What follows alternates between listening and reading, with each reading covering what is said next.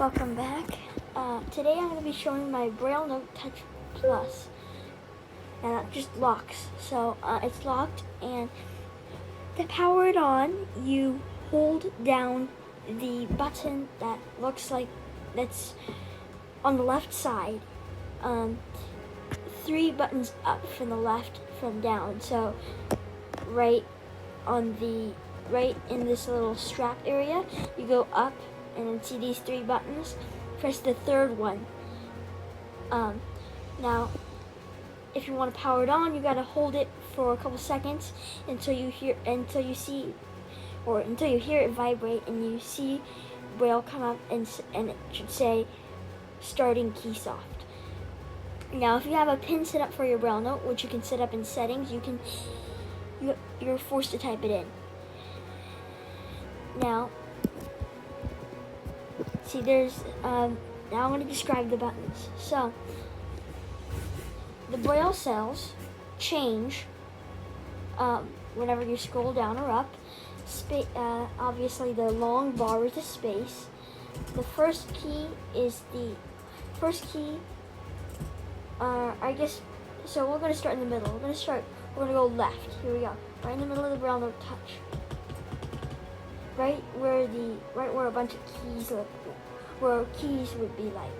So now we have dots 1, and we're going to go left. We're going to go dots 1, dots 2, dots 3, and then we have the backspace key. And when you're using computer Braille, which I'll describe later,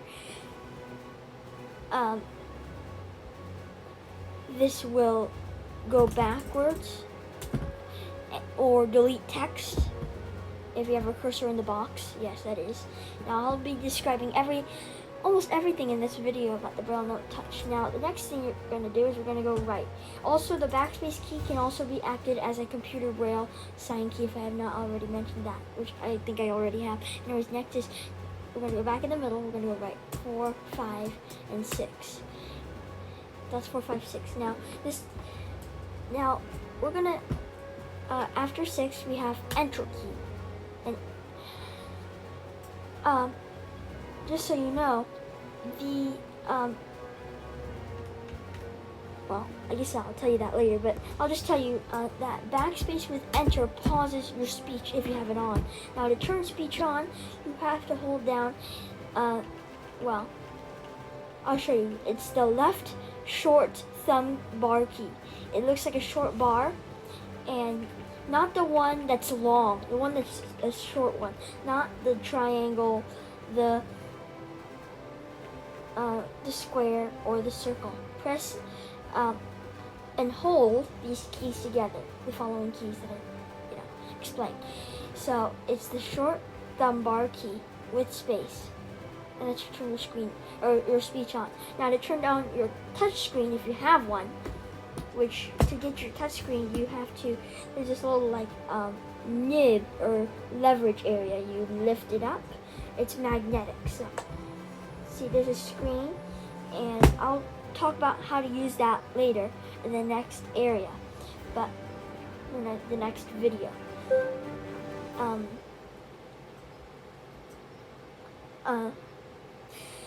To control your volume, you use the now from the left strap, go up, and there are 2 volume keys for the notification bell. So you'll hear that whenever a notification comes in. Oh, a new message. Anyways, now we're going to press Enter. We're going to hold Enter, and these are other volume keys. Dots 1.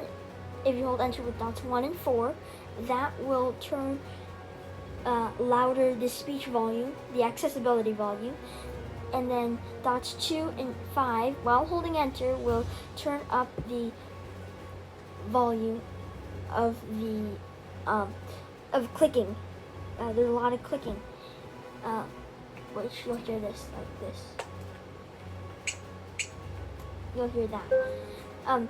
Dots 6 and 3, while holding Enter, will increase and decrease the speech volume or speech rate. Now, I prefer to have my speech rate as this. Fastest. And I'm going to, now to turn off speech, you hold down the left thumb key, or left thumb key bar, which is the short one, and hold down space again. And then you release. Do that again, and you turn off. Now, like I said, the touch screen, to turn that on, you hold down, or the visual display. Now you can see stuff under in the touch screen. Now, like I said, we're gonna do this. So you'll have to. So here we go. You hold down the right short thumb key and press space. Now this should turn visual display on or off, depending if you have it on or off, obviously.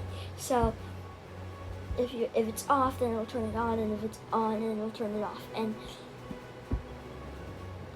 now